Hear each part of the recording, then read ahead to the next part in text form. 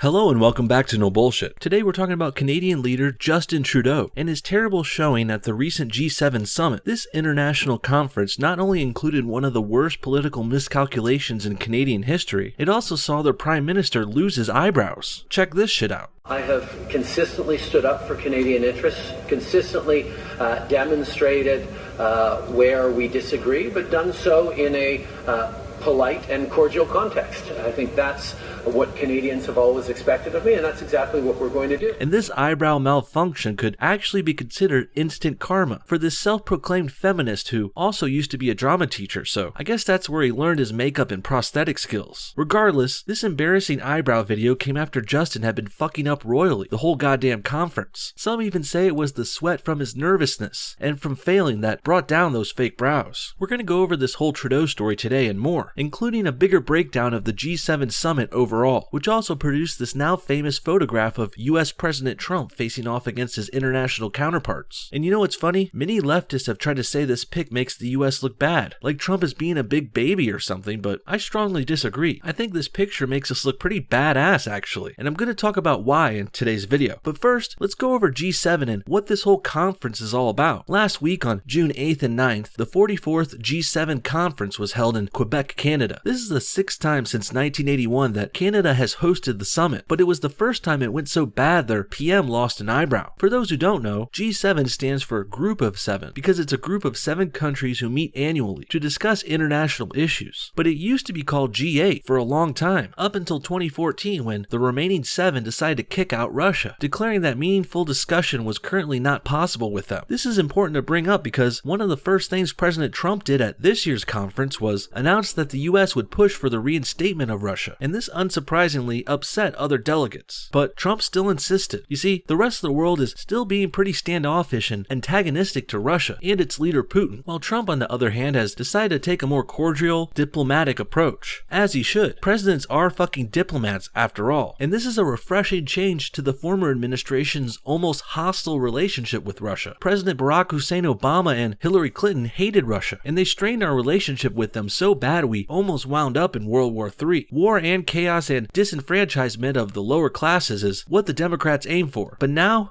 we've got Trump trying to bring everyone together for once. And he's bringing up our economy and our international status while he does it. Well done. You see, the reason Trump's doing this and trying to bring Russia back is the G7 summit is pretty much useless without Russia in the long run. Without them, the USA is left as the one main giant superpower, the only one left in the group. Perhaps Germany could be seen as coming up in recent years, but Canada, France, Italy, Japan, and the UK are pretty much there just for show, and they're there to see what they can get from the big dog superpower, the United States, who had previously been given handouts left and right under Obama, but not anymore, not with Trump. And that brings us back to this now infamous picture of Trump at the G7 meeting. A picture really is worth 1,000 words here, isn't it? And the story this picture tells is the dynamic of the G7, what I was talking about briefly before. Without another superpower comparable to the United States like Russia there, well, without them, then you get this picture, which amounts to a meeting where one superpower country sits there and hears the pitches and ideas from all the other ones, trying to get something out of him. Think of Trump as like the Godfather, and the other leaders are all these other little gangsters trying to ask him for help. And this, of course, again, starkly contrasts the US's former international diplomacy style. Obama was a crooked organizer out of Chicago who became a puppet for the international globalist system. This meant that he would be bowing down to these G7 counterparts like a trained fucking dog, like we owe something to these countries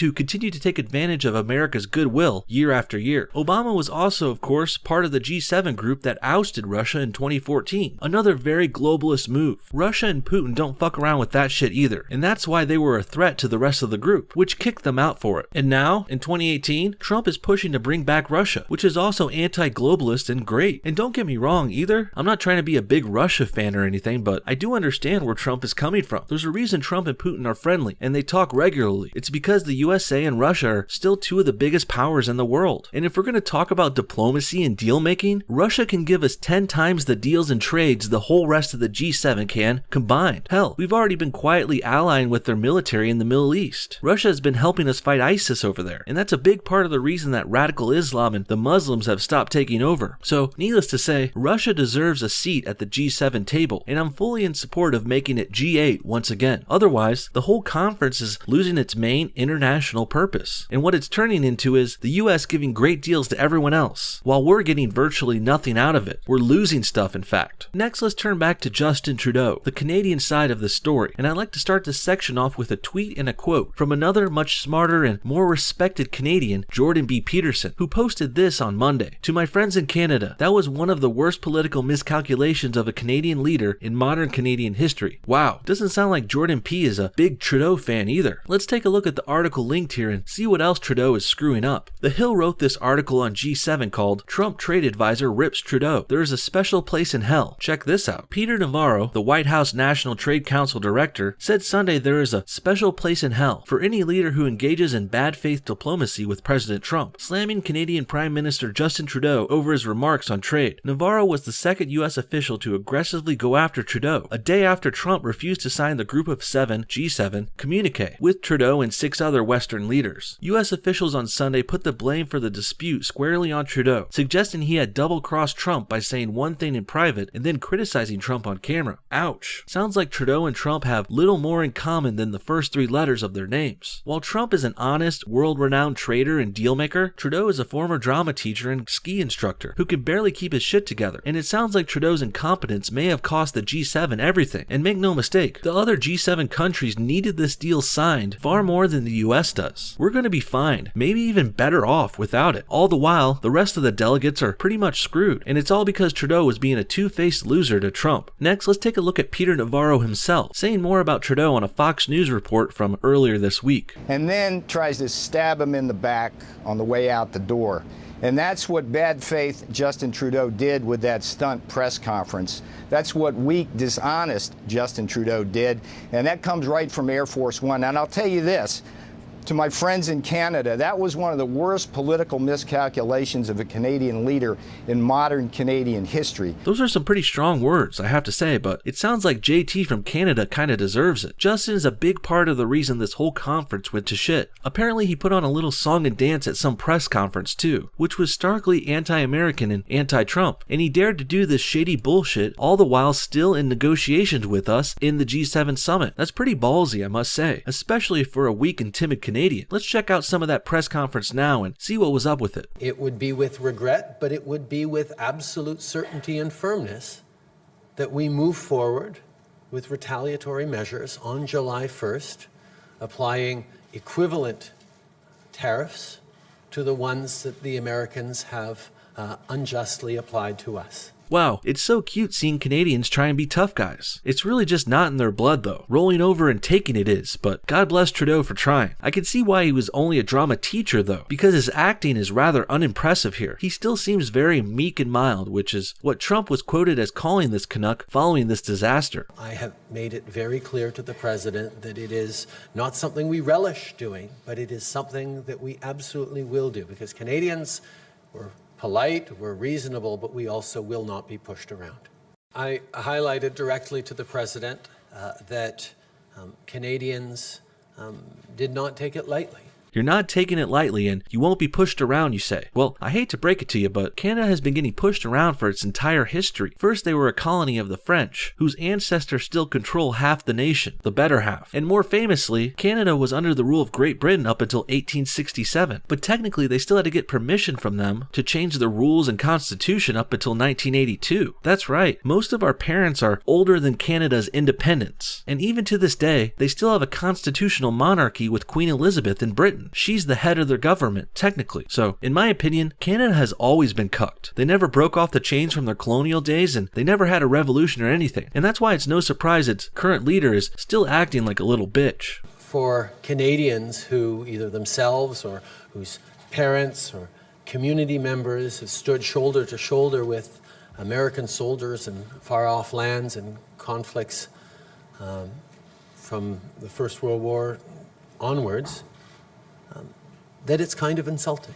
No, Trudeau, you're the one who's insulting, and you're the one who's fucking up things for Canada. Quit trying to blame your problems and fuck-ups on Trump and America. That shit's not gonna fly by me. Now, I'm starting to understand why Jordan B. Peterson shared this quote. This is probably one of the biggest fuck-ups in Canadian history, surely. And for as much as I rag on our northern neighbors, I still really do feel bad for them. They've got this shitty leader who acts gay and wears makeup and fake eyebrows, and he's fucking up their economy while he does it. Pretty sad, especially for all those good-hearted, God-fearing conservative Canadians out there. And I know there's a lot of you who are even watching this show. I see your comments, and I want you guys to know, I ain't mad at you. I don't hate Canada by any means. I feel bad for you, actually. And I know I rag on Canadians a lot here on the show, but you gotta admit, most of the public and outspoken ones we see here are radical leftist retards and terrible SJWs, like Trudeau. And that's why it's really no surprise to see a feminist drama teacher like him as their leader now. I'm really starting to think Trudeau needs to better learn Canada's place in the world today. Yes, Canada, you are our neighbor and you are one of the United States' greatest allies, but Trudeau seems to think there's some sort of equal, peer-like dynamic between us when it's really not that at all. It looks like Trudeau thinks the United States is Batman and Canada is Superman, but that's way the fuck off. It's more like we're Batman and they're Robin, if you think about it. Batman and America are the bigger, older, more experienced heroes, while Canada came along later and they're younger, smaller, and still a little wide-eyed and optimistic. Not quite as war-torn and jaded as the United States, but that's part of why we make a good team. We balance each other out. The problem I see now is Canada/Robin is getting too big for his britches. Canada wants to move up from its sidekick role into a more solo Nightwing-like role. And the issue is, Canada really isn't ready to be Nightwing right now, and it may never be at this pace. You see, Robin spent many decades working and learning alongside Batman before he decided to make a go at it alone. Dick Grayson, the first Robin, he was introduced as a sidekick to Batman in April 1940, before World War II, and it wasn't until 1984, 44 years later, that Robin got to upgrade to Nightwing and go off into his own adventures in Bloodhaven. So you better believe Dick Grayson earned the shit out of that honor too, but I really don't think Canada has quite earned it yet. Technically, Canada has only been training on its own since 1982, and that's only about 36 years. But I don't know if those even count since they still kiss the ring of the Queen in Britain to this day. So until Canada kicks off this ancient monarchy bullshit, I say they're gonna have to stick with being a sidekick. And there's nothing wrong with being a sidekick either. Robin was great, a legend in his own right even. But the key to a good sidekick and a good Robin is to be obedient and loyal to your leader Batman. Or in this analogy, Canada needs to stay loyal to the United States. Stop trying to go Nightwing on us, Canada. You're obviously not ready. And right now, you're on track to be more of a Jason Todd Robin if you keep this shit up. And spoiler warning for those who don't know, Todd's Robin dies. And I really, honestly, I hope Canada doesn't meet the same fate. In the end, while this year's G7 summit was a big, huge, embarrassing failure for Trudeau and Canada, one could also say it was a win for Trump and America. Trump showed his strong leadership skills this week, not only standing up to the rest of the G7, refusing to take their shit and asserting the fact that we're the only country with any pull on the whole panel. Well, in addition to that, Trump also held off the globalists and their goals to suck away America's wealth and resources, spreading them to other countries and continents, places that often openly hate us and ridicule the United States publicly. And, well, it looks like there will be no more of that bullshit in Trump's America. Hell, Trump's taken over the whole world at this point, and I gotta say, I'm loving it. What do you guys think? Can Trudeau ever bounce back from his eyebrow mishap? Will Canada continue to suffer under its flawed leadership with Trudeau? And what do you think about Trump's successes in international politics? And this G7 summit is only the beginning of it. Immediately following this, Trump flew to Singapore to meet with the North Korean leader Kim Jong-un in what's turning out to be another international monumental win for America and diplomacy. Comment your thoughts on this and everything else below. And thanks for watching No Bullshit. See y'all next time.